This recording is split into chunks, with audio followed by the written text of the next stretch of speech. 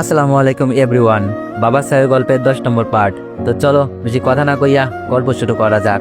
কথা বলল, আপু সত্যি বলতে আমি রাজকে ভালোবাসি, আর রাজকে যতটা ভালোবাসি ঠিক ততটাই রায়সাকেও ভালোবাসি। রিয়া বলল, ও আচ্ছা তাই বুঝি। কথা বলল, জানো আপু, রাজের মতো একজনকে স্বামী হিসেবে পাওয়া সত্যি ভাগ্যের ব্যাপার। আচ্ছা তুমি যেভাবে পারো রাজকে রাজি করাবে, প্রমিস করেছো কিন্তু। রিয়া আর কিছু বলতে পারলো না, বুকে পাহাড় পরিমাণ কষ্ট নিয়ে মাথা নাড়িয়ে হ্যাঁ সূচক জবাব দিল। কথা রিয়াকে জড়িয়ে ধরে বলল, সত্যি তুমি আজ থেকে আমার বোন। এইদিকে আমি ডেস্কে বসে অফিসের জরুরি একটা কাজ করছি, কে যেন টেবিলের সামনে দাঁড়িয়ে আছে। তাকিয়ে দেখি রিয়া। আমি রিয়ার দিকে তাকিয়ে মৃদু হেসে বললাম, কিছু বলবেন? রিয়া বলল, হ্যাঁ যদি কিছু না মনে করো তাহলে বলতে পারি। আমি বললাম, আচ্ছা কি বলবেন বলেন। রিয়া বলল, রাজ তোমাকে না কথা ম্যাডাম অনেক ভালোবাসে। আমি বললাম, আমিও ভালোবাসি। রিয়াকে রাগানোর জন্য কথাটা বললাম। রিয়া কিছু না বলে করুণ দৃষ্টিতে আমার দিকে তাকিয়ে বলল, রাজ তুমি না আমায় ভালোবাসতে, তবে এখন কথা ম্যাডামকে কেমনে ভালোবাসো? আমি বললাম, হাসালে, আপনিও তো আমাকে ভালোবাসতেন, তারপরও অন্য ছেলের কাছে নিজেকে বিলিয়ে দিয়েছেন। আমি তো কথাকে ভালোবাসি, তবে অনৈতিক কোনো কাজ করিনি। রিয়াকে কষ্ট দেওয়ার জন্যই কথাটা বললাম।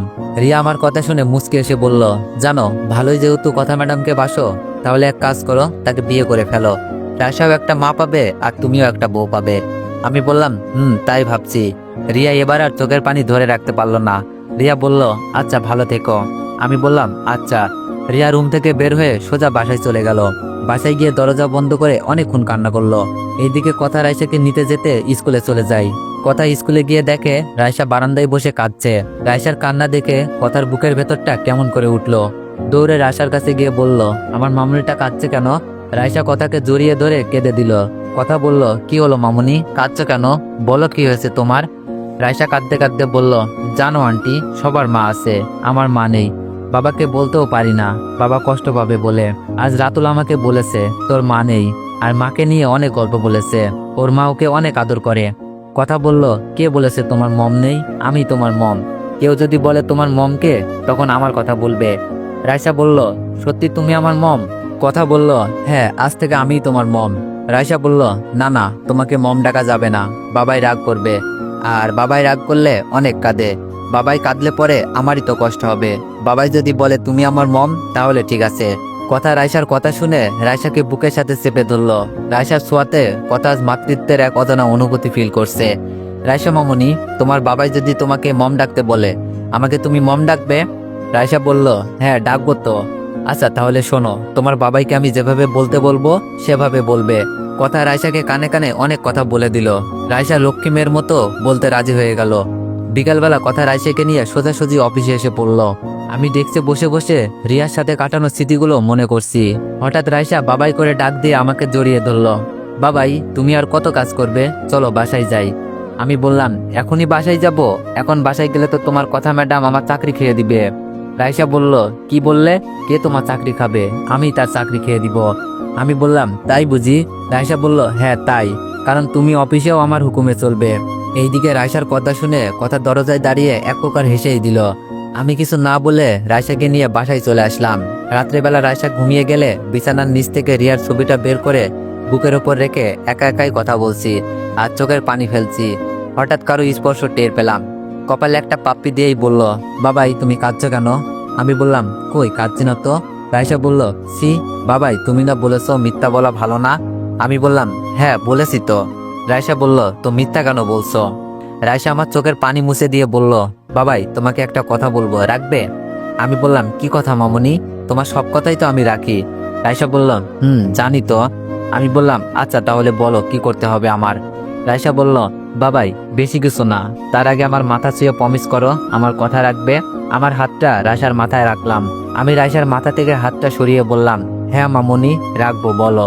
রাইসা বলল, লাভ ইউ বাবাই, আমি জানি তুমি আমার কথা রাখবে। আচ্ছা বাবাই, কথা আন্টি তো ভালোই তাই না? জানো আমাকে অনেক আদর করে। আমি বললাম, ভালো। রাইসা বলল, ভালোই, তাহলে কথা আন্টিকে মম বানিয়ে ফেলো। সবার মম আছে, আমার মম নেই। সবাই আমার মম নেই বলে আমাকে রাগাই। আচ্ছা বাবাই বলো, আন্টিকে আমার মম বানাবে? আমি রাইসার কথা শুনে মুহূর্তের মাঝেই দুনিয়াটা উলট পালট হয়ে গেল।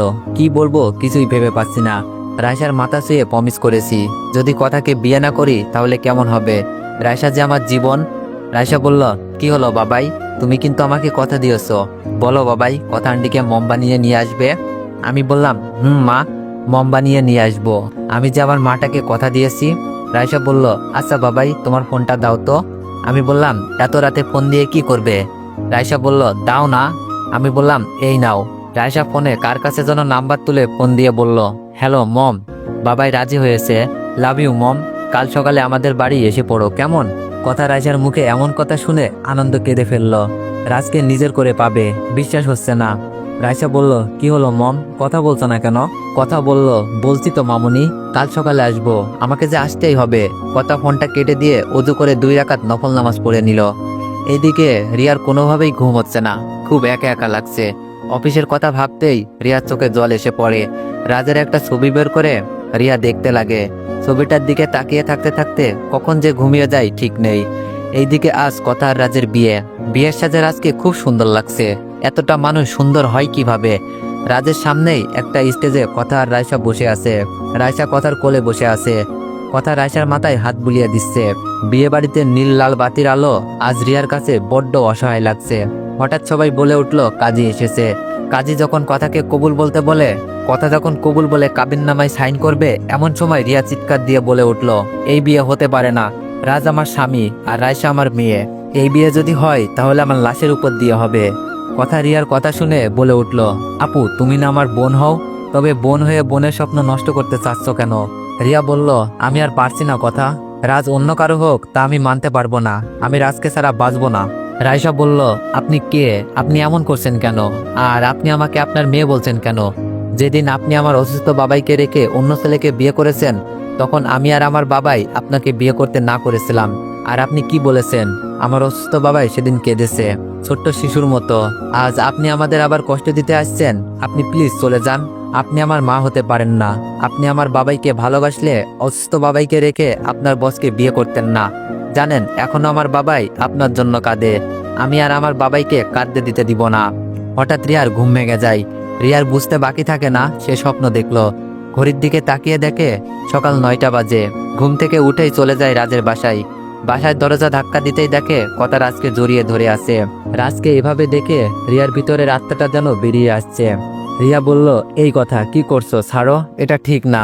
কথা বলল, কেন, বরকে এইসব করা যায় না? রিয়া বলল, এখনো তো হয়নি। কথা বলল, হতে কতক্ষণ? রিয়া রাজ আর কথার কথা শুনে নিজের চোখের পানি আটকাতে পারছে না। রিয়া যখনই রুম থেকে বেরিয়ে আসতে যাবে, এমন সময় রাইসা রিয়াকে বলে, আন্টি আপনি এখানে?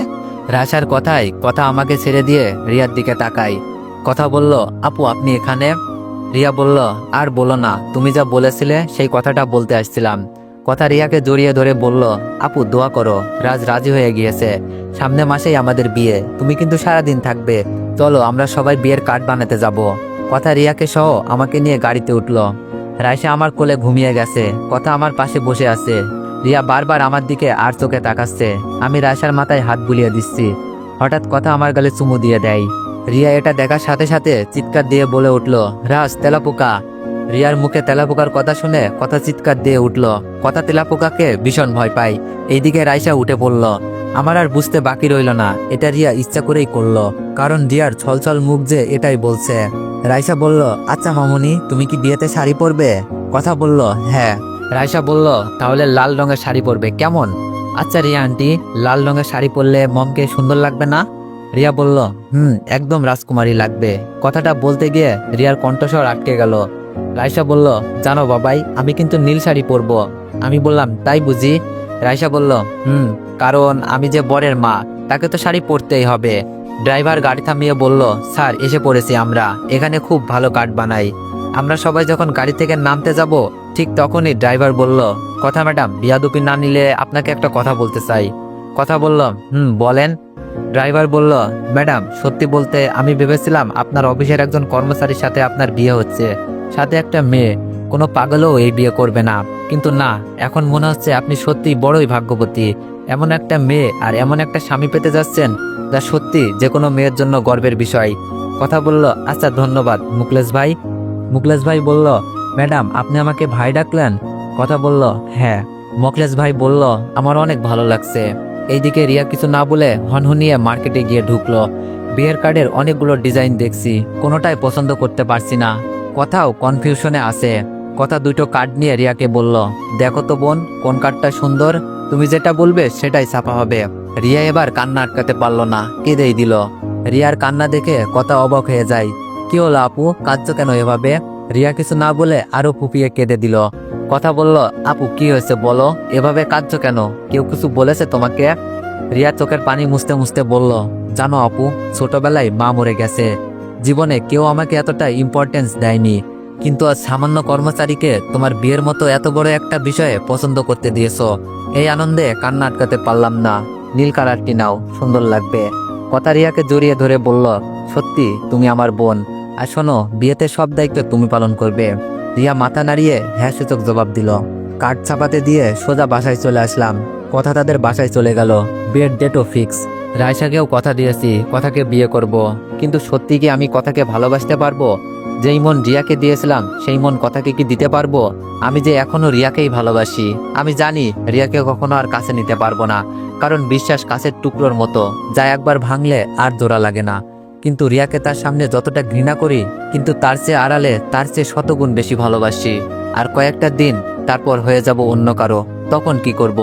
এইদিকে চাঁদের আলো ভেদ করে জ্যোৎস্না রায়সার মুখে এসে পড়েছে। মায়াবী মুখটা যে সেও মহিমার আলো ছড়াচ্ছে। হঠাৎ মনে পড়ল, সত্যি কথা রায়সার মা হতে পারবে? এখন কথা রায়সার মা হয়ে থাকতে চাইলেও ভবিষ্যতে কি থাকবে? মাথাটা কেমন যেন ঘুরছে।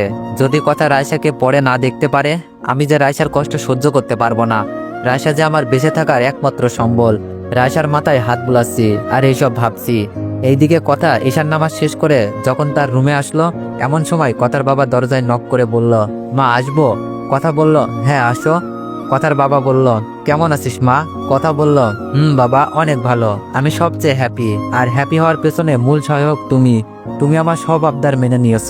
কথার বাবা বলল, তাই বুঝি? হ্যাঁ বাবা। আচ্ছা মামুনি, কিছু মনে না করলে একটা কথা বলি? হ্যাঁ বাবা বলো। মারে, রাজকে তুই বিয়ে করছিস ঠিক আছে, কিন্তু তুই নাকি আর কোনো সন্তান নিবি না? বাবা, রায়সা তো আছেই। মারে, সৎমা কখনো আপন মা হতে পারে না। যতই আদর যত্ন করিস, একটু শাসন করতে গেলেই বলবে আজ নিজের মা হলে এমনটি করতো না। যাই হোক, দোয়া করি মা তোর জন্য। কথা বলল, বাবা রায়সা অনেক ভালো, আর পরে তো আমরা আরো সন্তান নিবই, তোমার জামাইও পরে না করতে পারবে না। আচ্ছা মা, এখন ঘুমা, আমি আসি। কথার বাবা চলে গেলেও কথার বাবার বলা কথাটা বারবার তার মাথায় ঘুরপাক খাচ্ছে। এইসব ভাবতে ভাবতেই কখন যে ঘুমের রাজ্যে হারিয়ে যায় খেয়াল নেই। এইদিকে রিয়ার ঘুম আসছে না, বারবার রাজের মুখটা ভেসে উঠছে। রাজের সাথে কাটানো স্মৃতি, ভালোবাসা সবকিছুই কুড়ে কুড়ে খাচ্ছে। যখনই রাজ আর কথার বিয়ের কথা মনে পড়ছে, তখনই রিয়া নিজেকে শান্ত করতে পারছে না। কষ্টে তার বুকটা ফেটে যায়। রিয়া কি করবে কিছুই ভাবতে পারছে না। বিছানা থেকে উঠে রাজের ছবিটা আলমারি থেকে বের করে দেখতে লাগলো। আজ যেন ছবিটা জীবন্ত মনে হচ্ছে। মন চাচ্ছে সবকিছু ফেলে রাজের কাছে চলে যাক, কিন্তু না, এ যে সম্ভব না। রাজকে সে যে কষ্ট দিয়েছে, তাই রাজের ছবিটাই তার শেষ সম্বল। রিয়া রাজের ছবিটাকে বুকের সাথে চেপে ধরে বাচ্চা মেয়ের মতো ফুপিয়ে ফুপিয়ে কাঁদছে। সে পারবে না রাজকে ছাড়া বাঁচতে। নিঃশ্বাস নিতেও যে কষ্ট হয়। রিয়ার খুব কষ্ট হচ্ছে। রাজকে ঠকানোর পরিমাণ যে এত ভয়াবহ হবে আগে জানা ছিল না। কথার রাজের বিয়ে হলে তার কি হবে? রিয়া এইসব ভেবে আর বিছানায় থাকতে পারে না। রাজের বাসা পাশাপাশি হওয়ায় রিয়া এক দৌড়ে রাজের বাসায় গিয়ে নক দেয়। বারবার নক দিচ্ছে। এইদিকে রাজ এখনো রায়সার মাথায় হাত বুলিয়ে দিচ্ছে, আরেক হাত দিয়ে রিয়ার ছবিটা দেখছে, আর অন্যদিকে রিয়া কলিং বেল বাজিয়েই চলছে। রাজ অনেকটা বিরক্তি নিয়েই দরজা খুলে দেয়। দরজা খুলে দিতেই রিয়া রাজকে জড়িয়ে ধরে। রাজ অনেকটা ভয় পেয়ে যায়। দরজা খোলার সাথে সাথেই এইভাবে কেউ জড়িয়ে ধরে। খানিক পর রাজ বুঝতে পারলো এটা রিয়া, আর বুঝেই রিয়াকে তার কাছ থেকে ছাড়াতে চেষ্টা করলো। রিয়া রাজকে আরো শক্ত করে জড়িয়ে ধরে আছে। আমি বললাম, কি হলো, আপনি ছাড়ছেন না কেন? রিয়া বলল, রাজ আমি তোমাকে ছাড়া বাঁচবো না। তুমি যদি কথাকে বিয়ে করো, আমি সত্যি সত্যি সুইসাইড করব। আমি তোমাকে ভালোবাসি। তুমি যা বলবে তাই শুনবো। তুমি সারাদিন বসে থাকতে বললে বসেই থাকবো, দাঁড়িয়ে থাকতে বললে দাঁড়িয়েই থাকবো। তুমি তোমার বাড়ির কাজের মেয়ে করে রেখে দাও না আমাকে। আমাকে আমার মেয়ের কাছ থেকে দূরে সরিয়ে দিও না। আমি কি নিয়ে বাঁচবো বলো তো? তোমার বুকটাই যে আমার শেষ ঠিকানা। আমি তোমার কাছে ভালোবাসা ভিক্ষা চাইছি। ভিক্ষা দাও আমার আল্লাহর ওয়াস্তে। তুমি আমাকে ক্ষমা করে দাও, তবু এই বিয়েটা করো না। আমি বললাম, রিয়া আমাকে ছাড়ো, তারপর বলছি। রিয়া বলল, না ছাড়বো না। জানো রাজ, একটা মেয়ের নিকট সবচেয়ে কষ্টকর বিষয় কি জানো না? একটা মেয়ের নিকট মৃত্যুর চেয়ে কষ্টকর হচ্ছে তার সামনে তার প্রিয় মানুষকে অন্য কেউ জড়িয়ে ধরলে, কিস করলে, নিজের বলে দাবি করলে।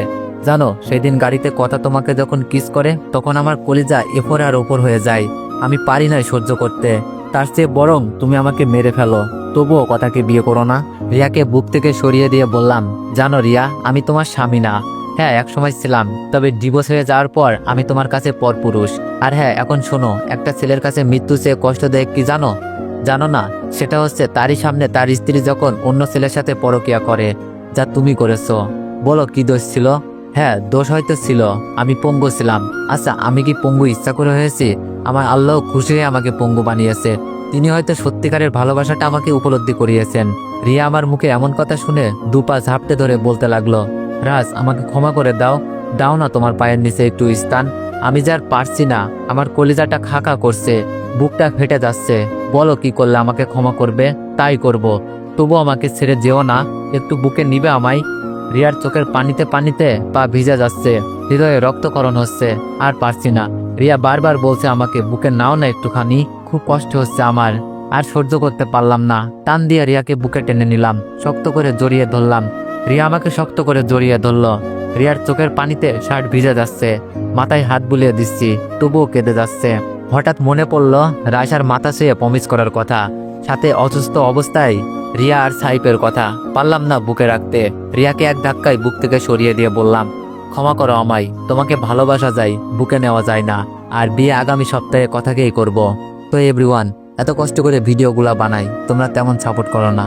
তো সবাই একটু বেশি বেশি লাইক কমেন্ট করে দিও, আর চ্যানেলে নতুন হয়ে থাকলে সাবস্ক্রাইব করে দিও। আর নেক্সট পার্টের জন্য অপেক্ষা করো। ধন্যবাদ।